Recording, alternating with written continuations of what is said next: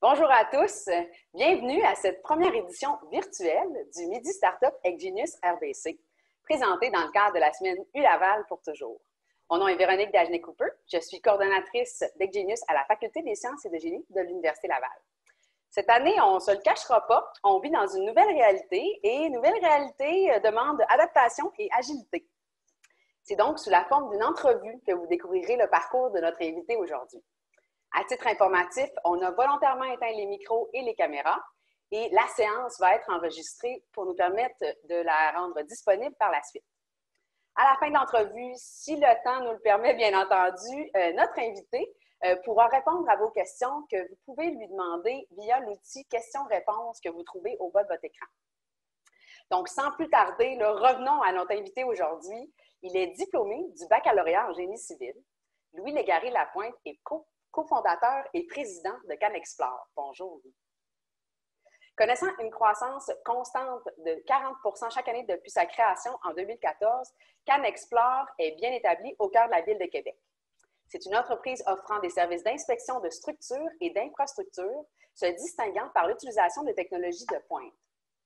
L'entreprise compte plus de 80 employés et déploie son expertise dans les domaines du génie civil, du génie des eaux, du génie logiciel, du génie mécanique et de la géomatique. Avec une importante équipe de recherche et de développement, les technologies sont au cœur des opérations. Donc, bonjour Louis, merci d'avoir accepté notre invitation et d'avoir accepté de venir nous partager ton parcours entrepreneurial. Merci à vous pour l'invitation. Et on est vraiment content que tu aies accepté. Si tu es prêt, moi, je débuterai tout de suite avec nos premières questions. Absolument, je suis prêt. D'accord. Donc, tu as eu ton diplôme en génie civil en 2014. D'où est venu l'intérêt pour ce domaine-là, toi? En fait, l'histoire peut être excessivement longue, mais là, on est short dans le temps, fait que je vais essayer de la réduire à l'essentiel. Mais j'ai pas le choix de remonter dans le temps un petit peu. Au début, quand je suis sorti de l'école secondaire, comme tout le monde, pas comme tout le monde, mais comme la plupart des gens qui rentrent au cégep, c'est un peu tôt pour faire un choix de carrière. Puis moi, je m'étais enligné, j'avais en arrière de la tête l'entrepreneuriat, j'avais en arrière de la tête un jour d'être en affaires, mais je voulais toucher à l'administration d'entreprise, à la gestion d'entreprise. Fait que la logique veut que je m'en vais en sciences humaines avec maths dans l'objectif d'être comptable.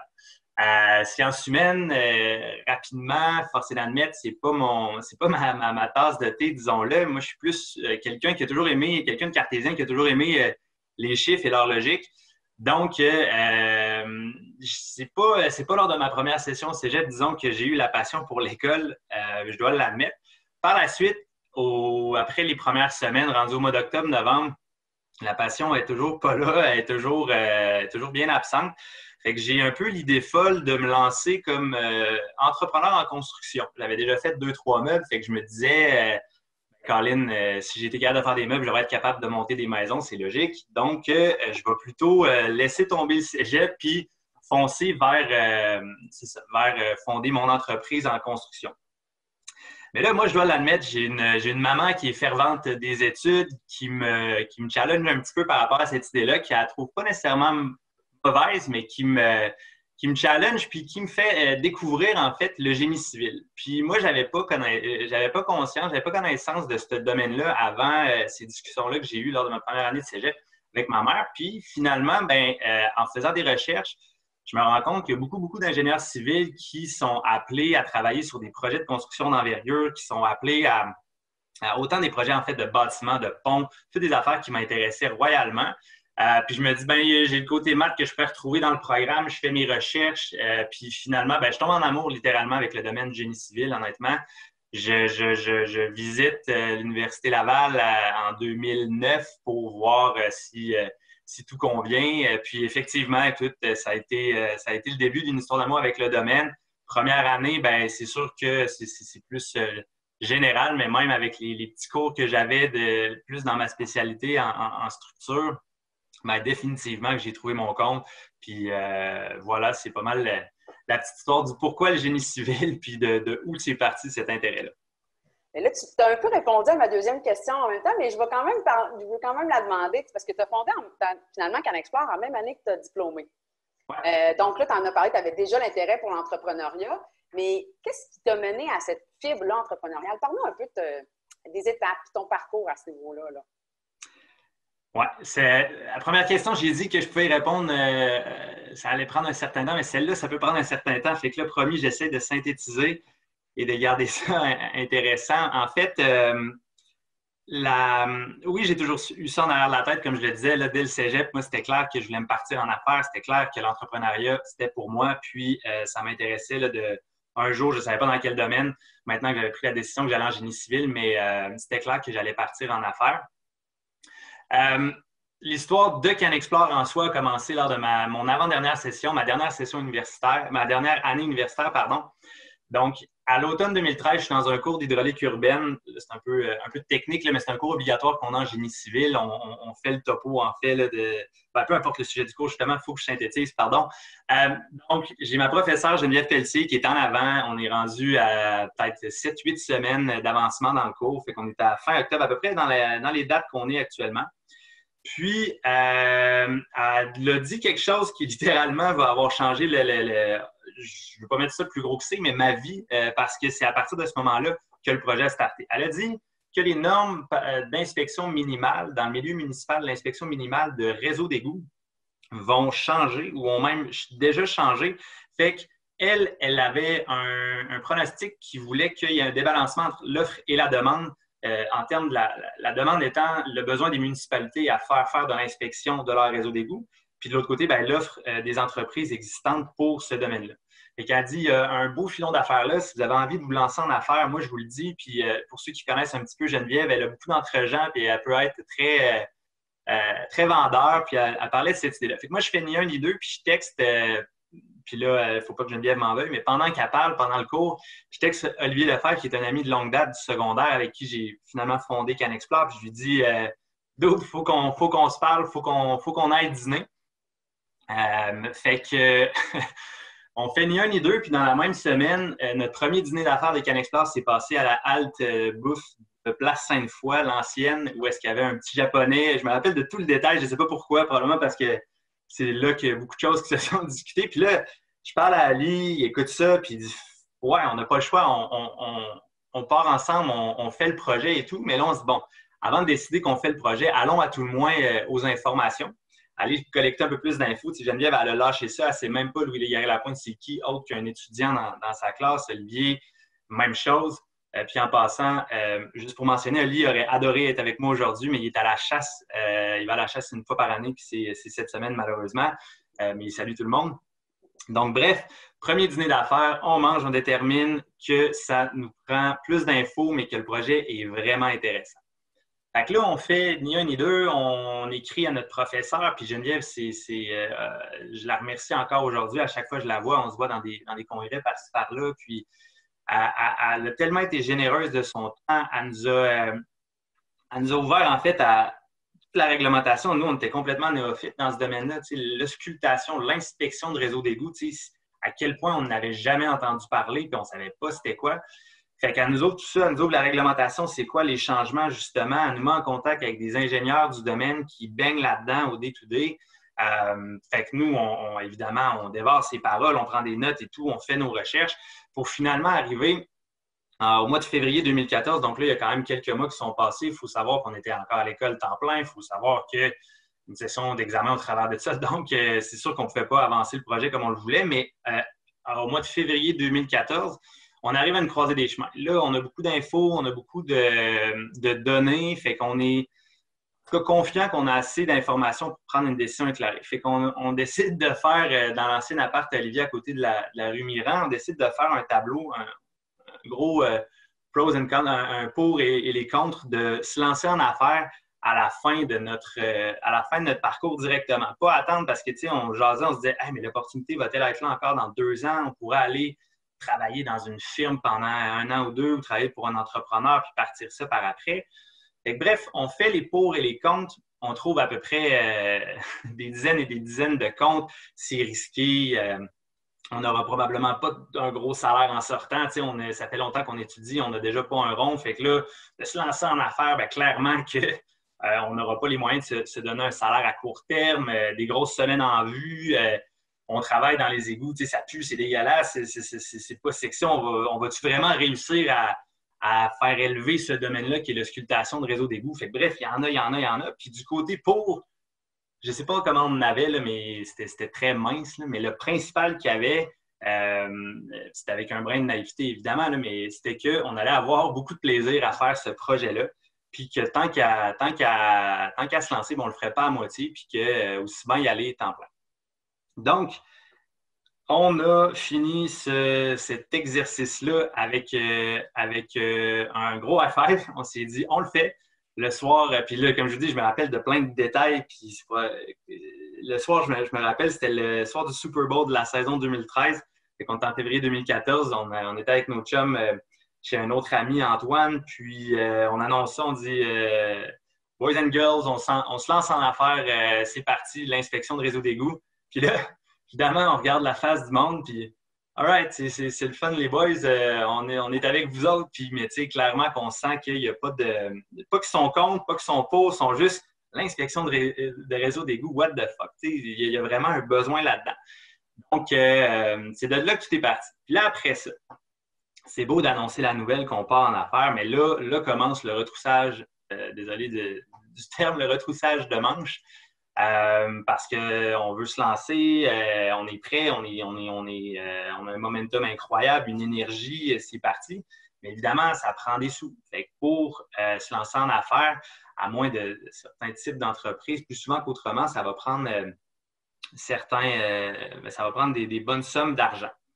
Fait que là, on fait des concours de jeunes entreprises. En toute transparence, ça ne fonctionne pas nécessairement parce qu'on y va, tu sais, sur le side, on n'a pas vraiment... c'est nos premières expériences de faire le pitch de vente de notre projet, puis on n'a rien de tangible, il n'y a rien de fait.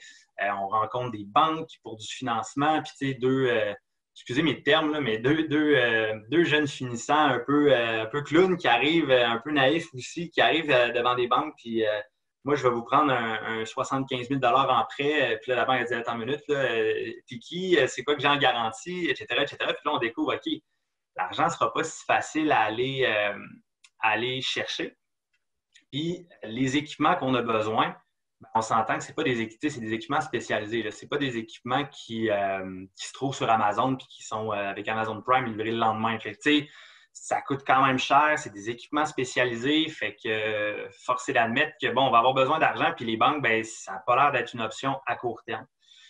Fait qu'un des banquiers qu'on avait rencontré dans le temps nous avait dit essayez donc d'aller chercher du love money. Fait que c'est à partir de ce moment-là que j'ai appris ce qu'était du love money.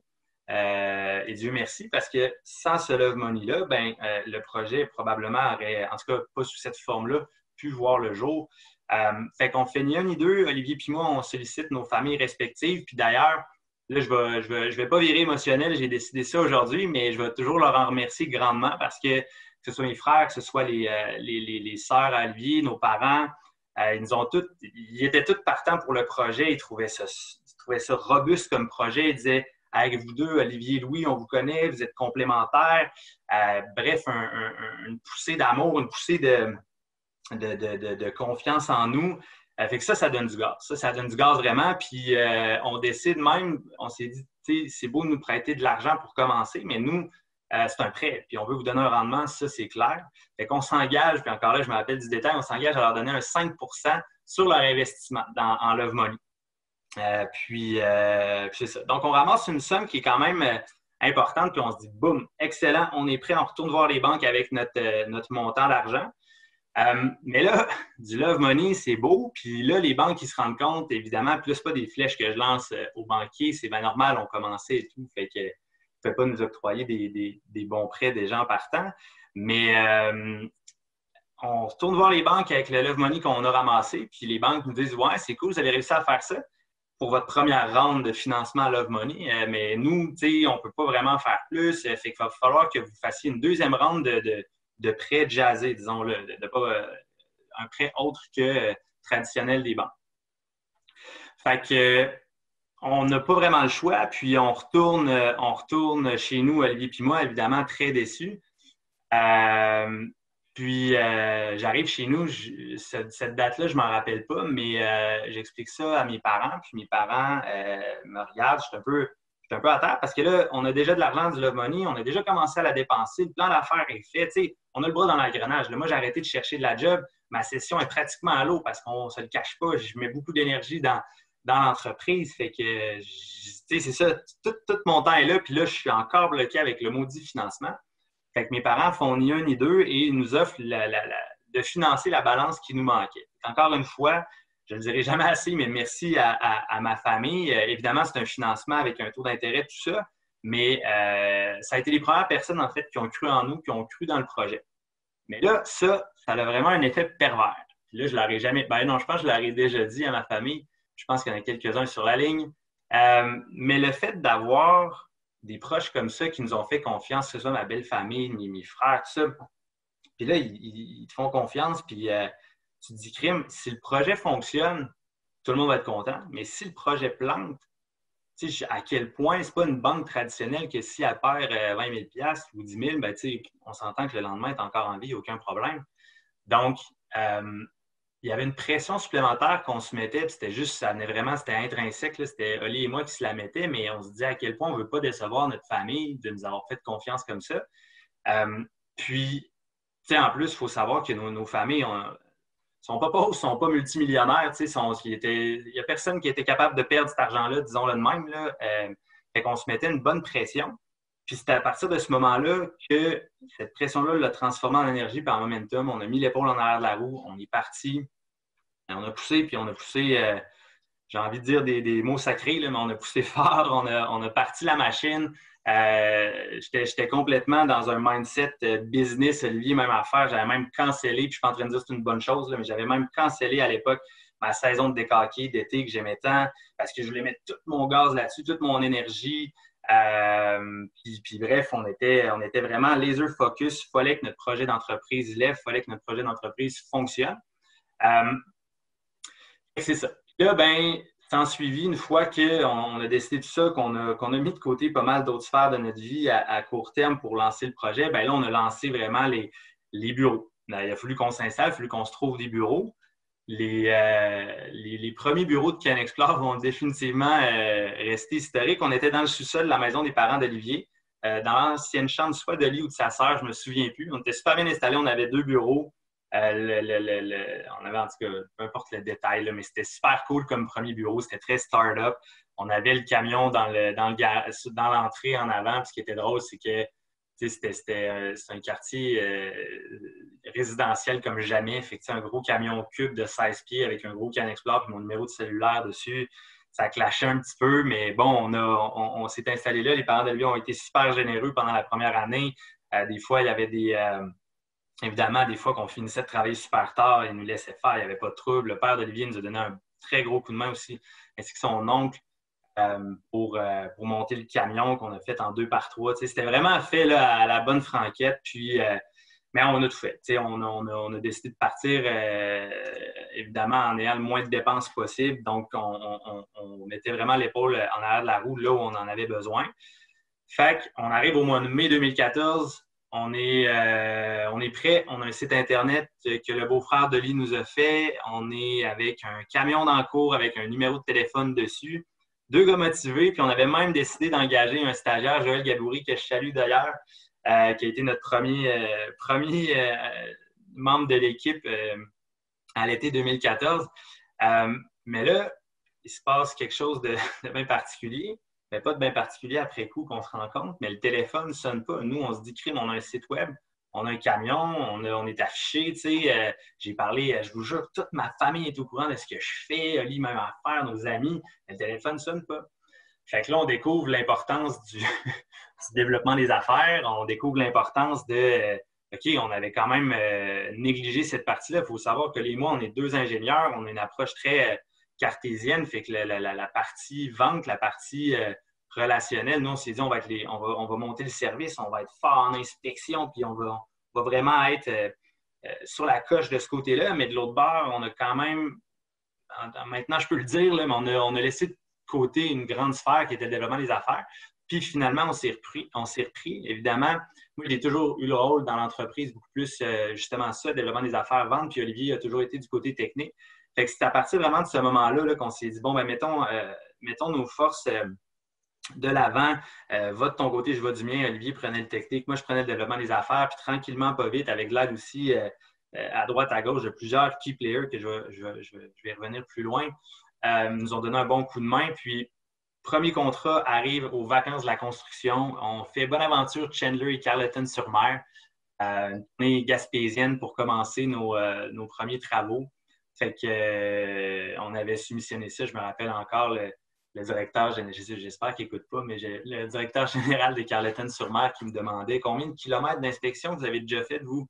On a déjà fait. Là, j'ai appris à répondre en politicien. Bien, on a déjà fait de l'inspection. On avait inspecté les conduites devant la maison des parents à lui. Puis, bref, c'était super. Après coup, je me rends compte que c'était très cool. C'était un beau passage obligé pour prendre conscience que c'est pas simple de partir en affaires. Puis, je pense que c'est nécessaire d'avoir peut-être même un brin de naïveté, d'être prêt, de ne pas attendre que tout soit parfait avant de partir. Mais voilà. Finalement, l'histoire était assez longue. Hein? C'est pas mal on est là pour ça. On est là pour la découvrir. C'est normal. Puis là, si on regarde maintenant, aujourd'hui, Connexport connaît une croissance de 40 chaque année depuis sa création. Donc, c'est assez impressionnant. Toi, tu l'expliques comment, ce succès-là, cette évolution quand même importante-là? Bien, le premier élément, je dirais, je ne veux pas les mettre par ordre de priorité, là, mais clairement, l'équipe. L'équipe chez Canexplore, là, on a une équipe qui est extraordinaire.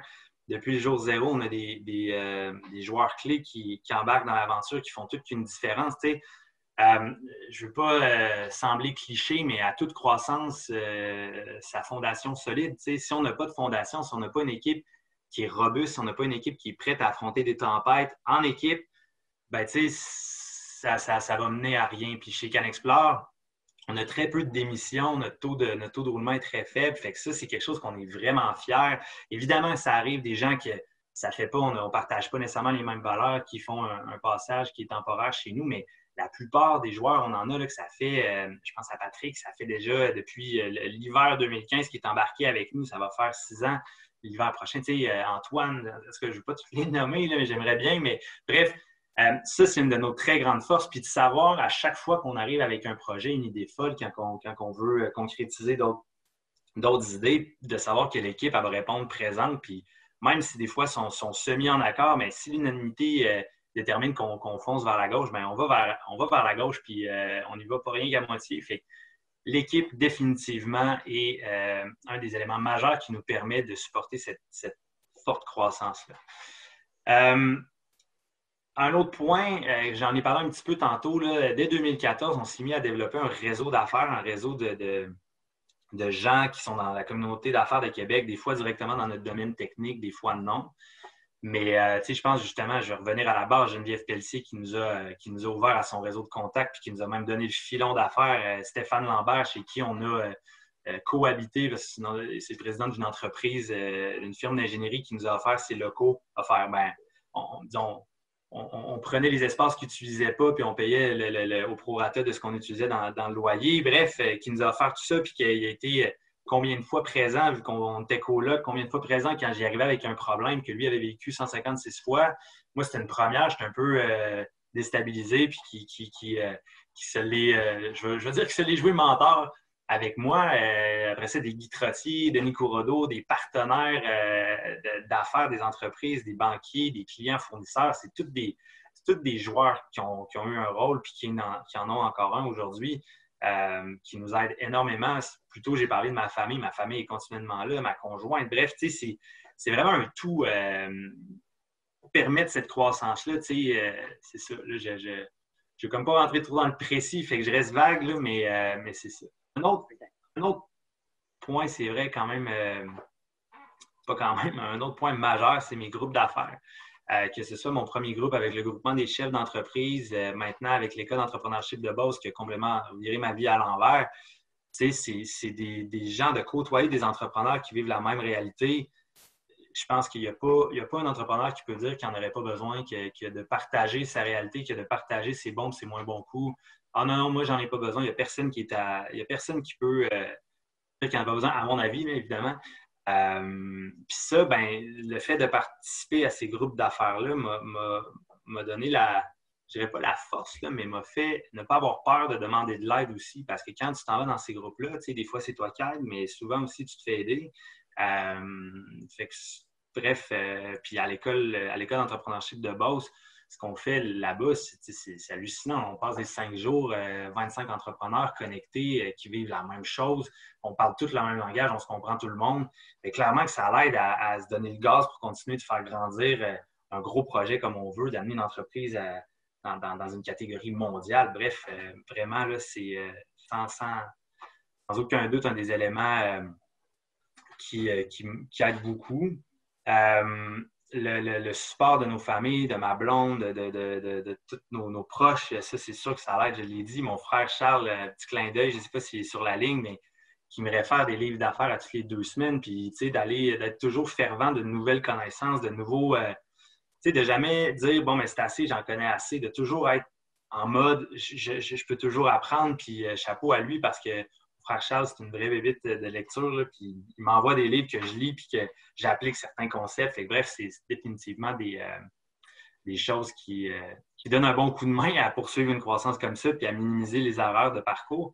Je vois le temps qui passe, là, je finirai en faisant un clin d'œil aussi à l'innovation. Chez CanExplore, depuis 2014, l'innovation a été au cœur de pratiquement tous nos projets. Puis par innovation, je n'entends pas toujours un gros modèle de machine learning super complexe, mais des fois, l'innovation réside dans des petits détails qu'on peaufine puis qui nous permettent de continuer à se distinguer, continuer d'être une entreprise qui ne suit pas dans un domaine, mais qui va plutôt dicter le pas aux autres entreprises. Fait que ça, je vous dirais que c'est un gros élément qui nous permet de continuer à croître aussi rapidement que ça.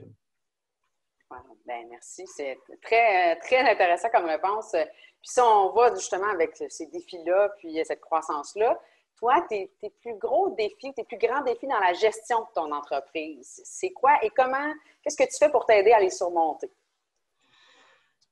Bien, le premier gros défi, là, c'est le sujet de l'heure, à part la COVID, mettons, le recrutement. Le recrutement, c'est vraiment difficile. On essaie par tous les moyens d'offrir des bonnes conditions, d'être une entreprise sexy qui donne envie aux gens d'embarquer dans l'aventure, puis pas juste d'embarquer dans une business qui va donner un chèque de paye, mais bien une business qui va te donner une sensation, pas juste une sensation, mais qui va te faire participer à la construction d'un gros projet. Ça, c'est un bout que je trouve quand même assez difficile parce que ça fait maintenant 7 ans qu'on est en affaires. Au début, il n'y avait pas ça, mais vraiment depuis 2016-2017, le recrutement est quelque chose qui limite beaucoup notre croissance puis qui oriente même les stratégies de croissance de l'entreprise. Je pourrais revenir plus loin s'il reste du temps, là, mais vraiment, là, le recrutement est un des bons défis qu'on a.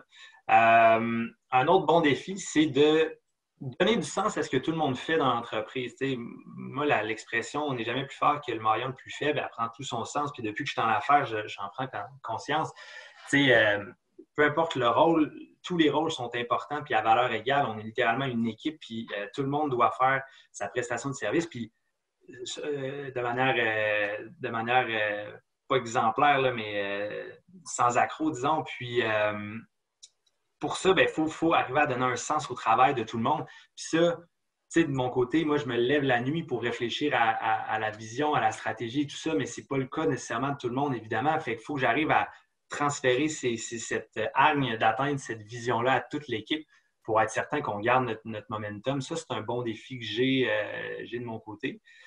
Puis finalement, puis là, des défis, encore une fois, je pourrais en parler pendant quelques heures, là, mais un autre, c'est définitivement un défi plus mathématique, là, mais c'est le cash flow. C'est certain qu'en croissance, il y a toujours, ça va limiter la croissance. Parce que si, on n'a pas besoin de faire des calculs de base ce midi, là, mais à tout projet, si des clients prennent 90 jours ou 120 jours à payer, nous, les salaires, c'est la job est faite. La semaine d'après, les chèques de paye sortent. Fait qu'il y a toujours ce suivi de cash flow-là à faire. Je dirais que de notre côté, ça se passe bien parce qu'on a toujours été on a toujours eu un suivi très serré. Chapeau à notre comptable de toujours. Et maintenant, c'est Mathieu Vaudreuil, puis maintenant Vincent qui est rendu directeur financier chez nous. Mais on a toujours été très stud là-dessus, très robuste. Mais c'est en faisant ces calculs-là, justement, qu'on se rend compte du défi parce qu'on des fois, on est à un compte une mauvaise créance de devoir limiter l'envergure de la croissance cette année-là. Clairement, c'est un défi qu'on a tous les jours. Puis, on dit souvent que les entrepreneurs travaillent 7 jours sur 7 sans relâche, puis qu'ils ne comptent pas leurs heures parce que c'est leur bébé. Puis... Mais on parle aussi beaucoup de plus en plus d'un équilibre dans notre vie. Toi, comment tu fais pour maintenir un équilibre entre ta vie personnelle puis ta vie professionnelle? Ben, là, je vais être transparent. Là. Je ne suis pas un exemple, je ne suis pas une référence dans ce domaine-là encore. Par contre, c'est un travail que je fais puis que je tente de m'améliorer de jour en jour. Surtout depuis 1 an et demi, qui coïncide pas mal avec mon arrivée à l'école d'entrepreneurship de Beauce. Tu sais, des fois, je ne sais pas par où attaquer la question, mais tu sais, quand on est parti, je le disais, j'ai tout foutu ça là. Tu sais, le décaqué, j'avais même pas acheté de passe pour le Festival d'été de Québec. Tu sais, j'avais pas le temps, je vais être juste sur l'entreprise. Puis après coup, je regardais mon été, puis je me disais, tu sais, à quel point ça n'a pas mieux été parce que j'ai fait ça. Tu sais, c'est tellement important de continuer de garder du temps pour chacune de ces sphères de vie. J'ai fait l'été passé du gros travail avec ma coach à l'école, puis tu sais, on a déterminé, là, mais j'ai découvert l'importance d'accorder du temps à chaque sphère de vie, que ce soit ma famille proche, ma conjointe, d'ailleurs, qui est enceinte. On attend un petit bébé début décembre. Félicitations!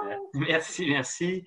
Puis, là, on est rendu avec une maison, un chien, puis je me rends compte à quel point c'est important, quand je finis ma journée, tu sais, de ce qui m'attend à la maison, c'est pas de réouvrir mon ordi puis de continuer à travailler, à quel point c'est important de pondérer les énergies qui sont mises dans chacune de ces sphères-là. Puis, c'est ça, je suis désolé, là, évidemment, c'est des sujets qui sont toujours sensibles. Ouais. Tu veux-tu que je te pose une autre question pour qu'on aille sur un autre sujet? Absolument pas, c'est passé. Fait que c'est ça, puis ça pour dire, c'est super important. Puis, tu sais, quand ton énergie est mise dans une seule sphère, puis que cette sphère-là, elle boite ou pour une raison X, Y, Z, bien définitivement que si tu as négligé toutes tes autres sphères dans les dernières années, ben ils ne seront pas là pour t'accueillir, ben ils ne seront pas nécessairement là pour prendre le relais, tu sais, étant donné qu'il y a une des sphères qui va moins bien.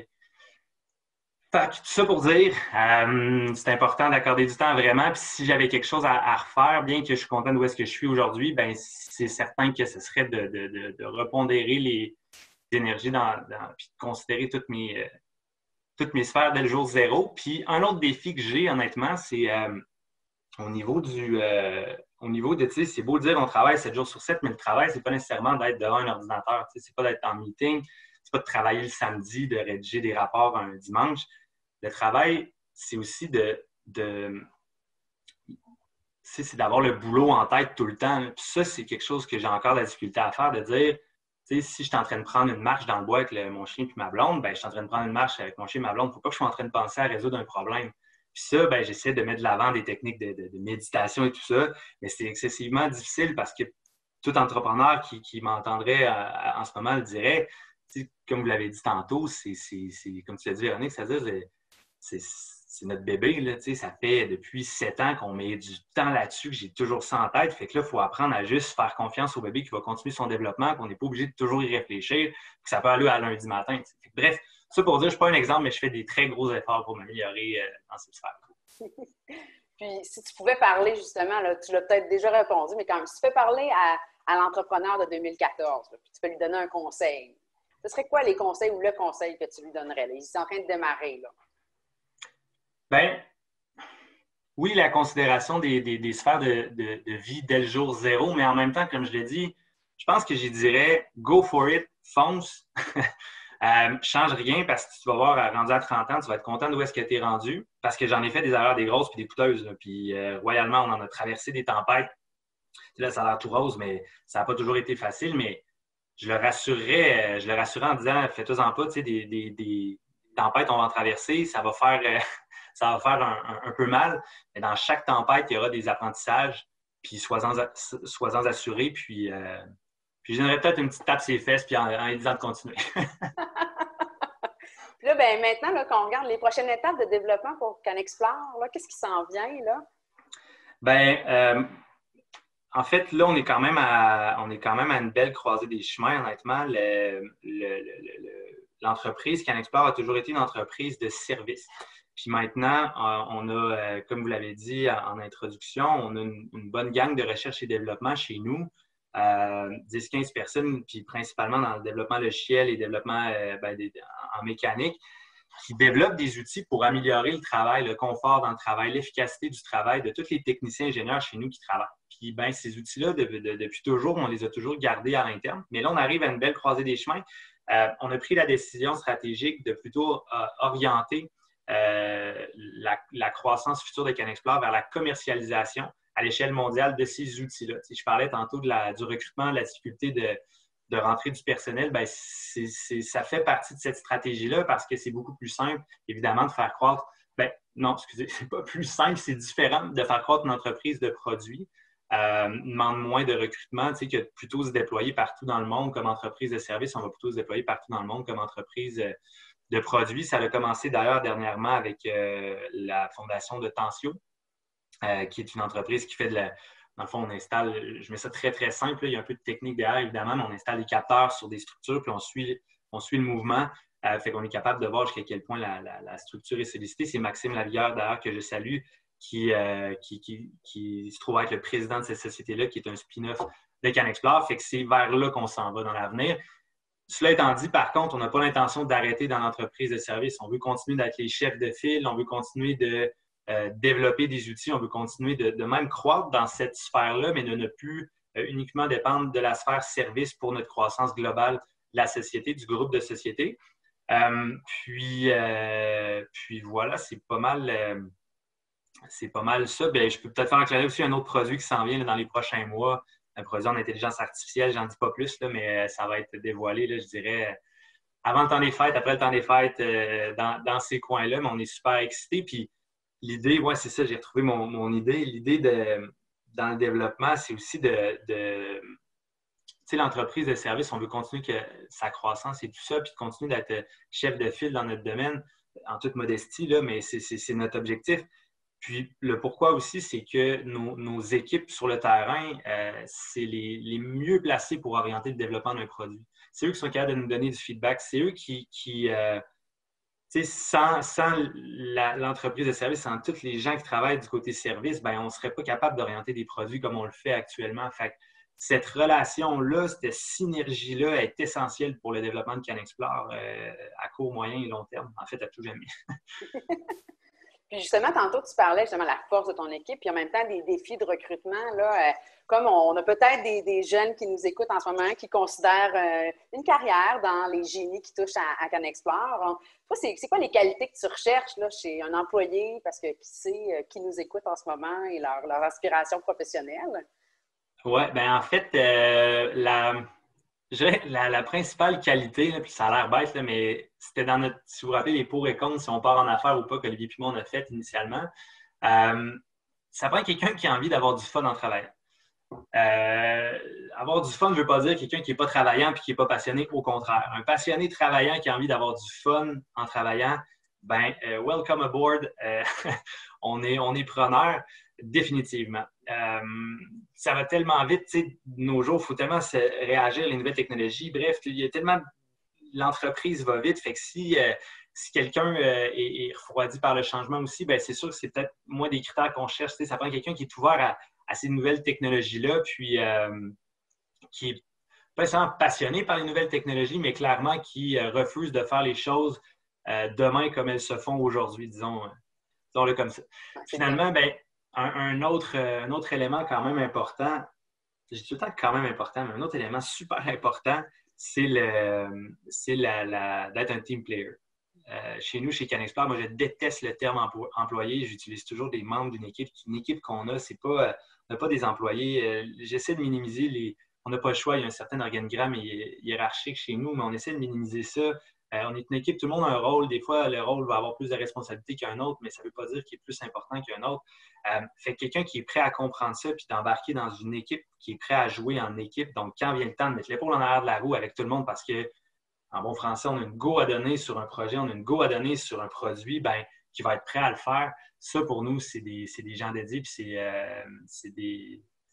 on est preneur, je vais le dire comme ça, pour ce genre de candidat.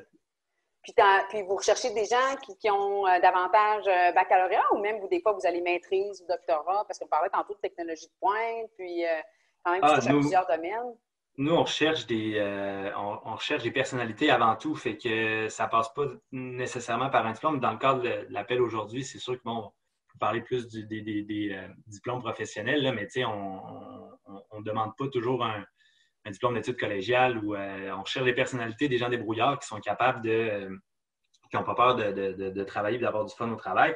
Puis sinon, ben oui, absolument, de l'autre côté aussi, à l'autre extrême, on est à des gens avec des maîtrises, des doctorants, définitivement, on est preneur. Puis là, plus le temps avance, plus le département de recherche et développement prend la vigueur, la grosseur. Tu sais, il n'y a pas si longtemps, on était encore juste 3-4, puis là, ben, on est rendu pas loin de 15. Fait que la recherche et développement chez nous, elle suit le pèse de l'entreprise de service. Puis là, avec le déploiement des produits, ben, ça va juste aller en augmentant. Donc oui, pour répondre simplement, finalement.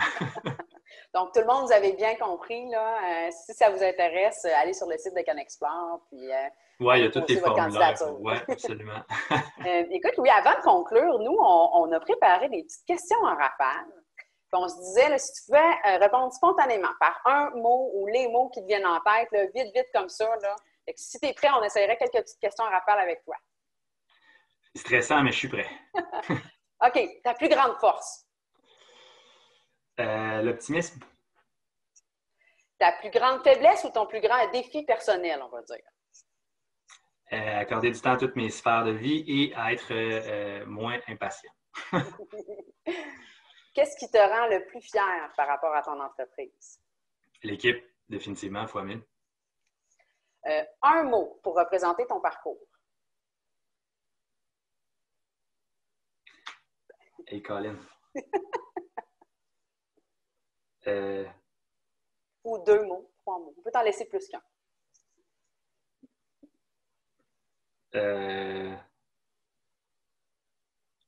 Sauter dans l'aventure.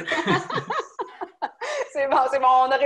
On réussit un peu à coincer, là. C'est le stress des questions-réponses. Exact. Si tu n'avais pas été entrepreneur, quelle voie tu aurais emprunté? Donc, bonne question. Je dirais entrepreneur en construction, définitivement.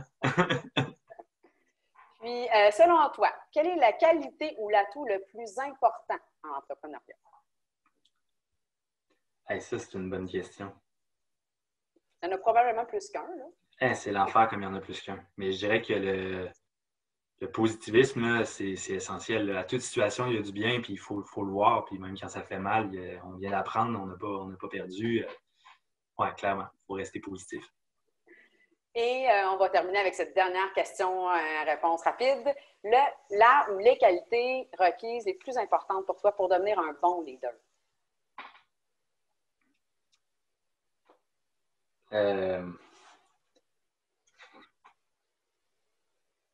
Être conscient qu'on ne peut pas tout faire seul. Clin d'œil encore une fois à l'importance de l'équipe. De l'équipe, de bien s'entourer de l'équipe. Ah oui. Merci, Louis, pour ta spontanéité. C'est vraiment précieux. Tu avais une idée un peu des questions aujourd'hui qu'on allait te poser, mais ceux-là, on te les avait gardés comme un peu un dessert pour ton expérience. Puis, avec le temps qu'on a, je vois qu'on va avoir le temps pour des questions. Et je vois qu'il y en a quelques-unes là, dans le question-réponse. Donc, je vais aller juste jeter un œil pour voir. Donc, il y a quelqu'un qui nous demande ici, Jérémy Provencher nous demande si tu pouvais citer certains des livres que ton frère te proposait de lire. Ben oui, certains, absolument, avec plaisir. Je ne sais pas si ça vient tout de mon frère, by the way, là, mais mettons que oui. Principles de Ray Dalio, qui est un livre là, qui m'a complètement chamboulé. J'aime toujours quand même des biographies. J'adore entendre des histoires d'entrepreneurs puis de les lire, c'est encore mieux parce que tu vas à ton pace, là, mais qu'on aime ou qu'on n'aime pas, là, mais l'histoire d'Elon Musk est quand même inspirante. Steve Jobs, il y en a. Je regarde à gauche parce que ma collection est là, fait que je choisis au parallèle en même temps, c'est-à-dire Profit First. C'est un livre qui est très axé, une fois que l'entreprise est en train de le projet décidé et que l'entreprise prend forme, c'est pour rappeler l'importance évidemment du profit puis de gérer autour de ça. Des fois, on a des idées de partir en grand avec le top line, c'est-à-dire les revenus générés, c'est ce qui est important, mais si on ne fait pas de profit à la fin d'une année, à quoi bon faire 10 millions de chiffre d'affaires? Fait que c'est un excellent livre. Scaling Up de Vern Harnish, qui, dans l'organisation des Gazelles, est un livre honnêtement très, très aidant pour structurer une entreprise. Un que j'aime aussi, il est dans la même catégorie, disons, que Principles de Ray Dalio, les 7 habitudes de ceux qui réussissent tout ce qu'ils entreprennent. À peu près, là, je pourrais, en fait, peut-être vous envoyer une liste, là, mais il y en a. Là, ça, c'est juste quelques-uns, mais merci. Je confirme le Seven Habits of Very Highly Productive People. Je pense que c'est comme ça. Ouais, c'est un très bon... Un classique de la littérature en affaires. Une autre question ici de Maxime penses-tu que c'est rentable de maintenir cet équilibre pendant les premiers jours d'entreprise? Je pense qu'il a posé cette question-là quand tu parlais de l'équilibre de tes différentes sphères de vie. Donc, essentiellement, il dit quand on commence puis que justement, on doit mettre du temps, est-ce que cet équilibre-là est si rentable au début, là? Tu sais, par équilibre, il faut le définir, hein, parce que quand on part un projet d'affaires, tout le monde d'emblée, tu sais, de la question de prouve, tout le monde d'emblée va avoir en tête, on va le perdre pendant une couple de mois, on va le perdre, pardon, pendant une couple d'années. Voyons, excusez. Fait que, tu sais, il suffit simplement, selon moi, à mon avis, de gérer les attentes. Tu sais, moi, je suis pas en train de dire que je suis un exemple, là, mais moi, j'avais quand même partagé à mes proches, à ma famille, tu sais, que j'allais être, voyons, pas de problème. On est tous dans la réalité, le live, c'est comme ça, c'est normal. Oui, c'est ça. Fait que c'est ça. Je pense qu'il suffit simplement. Je pense que ça prend un bon effort quand on part en affaires, ça, c'est clair. Indéniable, Oli et moi, on était juste les deux avec Joe qui nous donnait un coup de main, puis, en tout cas, comme stagiaire, puis quand on est parti. Fait qu'il faut mettre l'épaule en arrière de la roue, il faut en mettre du temps. Je pense que pour avoir un équilibre quand on part une entreprise, c'est simplement de gérer les attentes des autres sphères de vie, de s'assurer qu'ils comprennent, de s'assurer qu'il y a certains sacrifices qui vont être faits à court terme pour éventuellement être capable de retrouver un meilleur équilibre. Mais effectivement, il ne faut pas se leurrer. Là, aujourd'hui, je ne vous dirais pas que on est capable en 35 heures semaine de partir une entreprise. Bien, la réponse, c'est peut-être aussi pour certaines personnes, mais ça n'a pas été mon cas. Fait que c'est ce que je dirais, peut-être de gérer juste les sphères, de pondérer le temps puis d'informer ces gens-là de ce qui va rester à la fin d'une semaine. Désolé, j'entends mon chien en haut, encore une fois, le live. Alors voilà. Et on en a une autre ici. Donc, d'abord, la personne, c'est Philippe Vincent. Il te félicite pour une très belle présentation. Bravo. Il y a une petite question qui dit, tu disais que tu as décidé avec ton ami Olivier de partir ta compagnie tout de suite après tes études. Avec toutes les expériences que tu as acquises et avec tes connaissances aujourd'hui, si tu avais à refaire le choix, est-ce que tu aurais commencé ton entreprise plus au niveau de tes études? Est-ce que tu aurais pris un peu plus d'expérience avant de partir en affaires? Ou est-ce que tu referais exactement ce que tu as fait et partir ton entreprise tout de suite après comme tu as fait finalement? C'est tellement une bonne question, je trouve. Mais ma réponse va être simple. Je referais exactement le même parcours parce que j'ai un peu, sur ta première option, j'ai un peu triché dessus dans le sens que, tu sais, on l'a parti à partir de l'automne 2013. Fait que c'était en finissant l'école qu'on l'a parti. Puis, mais, tu sais, honnêtement, quoi de mieux quand on est parti la première année, on ne s'est même pas donné dans les 10 000 de salaire. Tu sais, je veux dire, on était encore en mode, on est étudiant, on est habitué de vivre avec très peu. Fait que, tu sais, il n'y avait pas meilleur moment tant qu'à moi. On n'avait aucun paiement. Les banques, par la suite, qui on a généré nos autres prêts pour la petite histoire, ils nous disaient, là, les gars, si vous voulez un prêt de 50 000, il va falloir que vous cautionnez personnellement. Puis, puis moi, on riait. On n'a juste rien. Fait que je trouve que c'était très sweet spot de partir à ce moment-là parce qu'il y a pas d'enjeu de mettre en danger la vie familiale parce que la maison pourrait passer, tu sais, ce qu'on entend, les clichés. Là. Fait que c'était vraiment un moment parfait. Puis partir plus tôt en étant à l'école, le danger, c'est justement que l'école devienne secondaire. Je pense que c'est quand même pertinent de compléter ses études, d'aller chercher son diplôme. Puis une fois ça fait, là, c'est robuste comme plan, puis il y a des filets de secours au besoin. Si le projet ne lève pas, il y a quand même un diplôme en poche, fait qu'on est capable de se replacer. Puis, comme je le disais aussi, avec le premier financement qu'on a eu avec nos familles, on s'est engagé. Si le projet plante, nous, on va se replacer comme ingénieur dans les WSP de ce monde ou chez un entrepreneur, fait qu'on va être en mesure de vous rembourser. Ça va juste freiner mes projets de vie personnels, mais en même temps, c'est ça. Fait que, bref, je referai exactement la même chose. En finissant, là, définitivement que c'est. Puis en plus, c'est un petit peu... une fois le projet décidé, une fois que c'est concret, on part en affaires, ben, on s'entend que les notes de la dernière session, c'est moins grave qu'elles soient moins bonnes, disons, que les notes de la session numéro 7, mettons. Fait que si on est appelé à être dans un projet d'entreprise, il va falloir y mettre du temps, les notes risquent d'être impactées, fait que ça peut jouer, ça peut faire mal si finalement le projet d'entreprise ne lève pas, puis que là, on a des moins bonnes notes parce qu'on a mis du temps sur l'entreprise. Je vais avoir le temps pour au moins une dernière, si j'en vois une. Quelle compétence acquise à l'université t'a été le plus utile pour fonder ton entreprise? C'est bon, ça.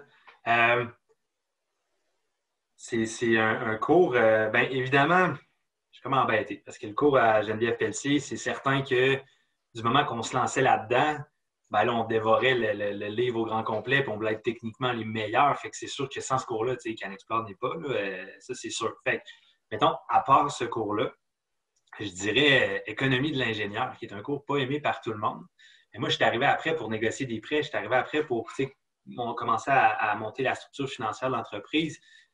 Puis, ben, j'avais le peu que je connaissais, ben, ça venait beaucoup de ce cours-là. Comment qu'on amortit des équipements, pourquoi amortir versus passer à la dépense. Fait que ça m'a déjà donné des bonnes bases. Après, il a fallu que je peaufine, évidemment, parce qu'on ne voit pas tout dans ce cours-là, mais ça m'a définitivement aidé, je dirais. Ouais. Parfait. Je vais aller à la prochaine ici, j'en ai une autre. As-tu d'autres projets de spin-off éventuels, nous demande François? Je ris après chaque question, c'est qu'elles sont tellement bonnes. Spin-off, je ne sais pas. Là, en ce moment, moi, je suis beaucoup. On a beaucoup une approche chez CanExplore de design thinking, là, si on veut, en mode itération. Fait que, on n'a pas peur d'essayer les choses, d'écouter comment le marché répond, puis de repeaufiner notre approche dans certains créneaux ou pour certains produits. Fait que là, ce qu'on fait avec Tensio, en toute transparence, c'est pas un test parce que le plan est là et tout ça, mais on va voir comment ça se passe. Puis jusqu'à là, ça va super bien. Fait que je vois pas pourquoi on ne renouvellerait pas l'expérience, mais ça prend évidemment des projets. Mais c'est sûr que le côté un peu spin-off, incubation de nouveaux projets d'entreprise, ben moi, ça me parle beaucoup. Ça parle beaucoup à l'équipe aussi. Puis on aime beaucoup ça. Fait qu'il ne faut jamais dire jamais, mais c'est sûr que là, actuellement, il n'y a pas d'autres projets de spin-off à venir. Mais on est ouvert, ça, c'est clair. Donc, je vous laisse une dernière chance. Si quelqu'un a une dernière question, on aurait le temps pour une dernière. On a été chanceux, on en a eu plusieurs. Je n'en vois pas. Donc, écoute, oui, au nom de Egg Genius et au nom de toute l'équipe de la Faculté des sciences et de génie, je tiens à te remercier sincèrement pour le temps que tu nous as accordé aujourd'hui, puis pour avoir accepté de nous partager ton parcours, ton expérience et qu'on en apprenne un peu plus sur ton entreprise de CanExplore. Donc, je te remercie sincèrement. Ça a été très agréable aussi pour moi dans ta compagnie. Ben, merci à vous. Honnêtement, c'était une des premières fois que je partageais l'histoire au grand jour comme ça. Puis ça a été super, même en virtuel. Là, très belle organisation. Un gros merci. Puis au plaisir. Oui, au plaisir. En attendant, moi, je vais m'adresser aux étudiantes et aux étudiants dans l'auditoire. Donc, si cette entrevue-là avec Louis vous a éveillé ou a alimenté votre désir d'entreprendre, je vous invite à aller visiter le site EggGenius au eggenius.laval.ca pour être un peu plus informé sur les activités et les services qu'on peut vous offrir. Et je vous invite surtout à visiter la section aide financière dans les services aux étudiants pour découvrir les bourses EggGenius qui soutiennent les étudiants entrepreneurs dans leurs projets et leurs aspirations entrepreneuriales. Et nous, on est vraiment ce qu'on appelle, Louis va savoir ça, on parle souvent de seed money. Les bourses EggGenius sont vraiment pour les gens dans les balbutiements de leur entreprise. Donc, il n'y en a pas tant que ça. Des bourses importantes comme ça, on a déjà offert des bourses de 20 000, de 10 000 $. Donc, je vous invite à aller les regarder. Sachez que la date limite des dépôts est en janvier 2021. Donc, vous avez amplement encore le temps. Sachez aussi qu'EggGenius fait partie du circuit entrepreneurial de l'Université Laval, qui regroupe une foule d'intervenants dédiés à votre succès entrepreneurial et qui vous offre une foule d'activités et de services. Donc, je vous invite à aller visiter le circuit entrepreneurial de l'université et surtout, je vous invite pour débuter votre exploration, je vais vous encourager à aller participer à la séance qui s'appelle « Entreprendre, par où commencer », qui est offerte par Entrepreneuriat Laval. Et Entrepreneuriat Laval, si vous ne les connaissez pas, ce sont nos spécialistes en accompagnement entrepreneurial sur le campus. Donc, je vous invite à aller les visiter et à aller à leur rencontre. Avant de vous quitter, bien sûr, je tiens à remercier toutes les personnes, dont nous, qui ont aidé à l'organisation de l'activité d'aujourd'hui.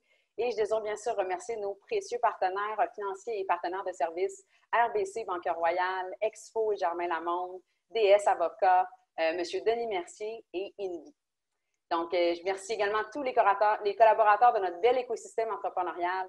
Encore merci à Louis Légaré-Lapointe d'avoir été aussi généreux avec nous aujourd'hui. On a vraiment apprécié notre rencontre. J'espère que vous l'avez apprécié également.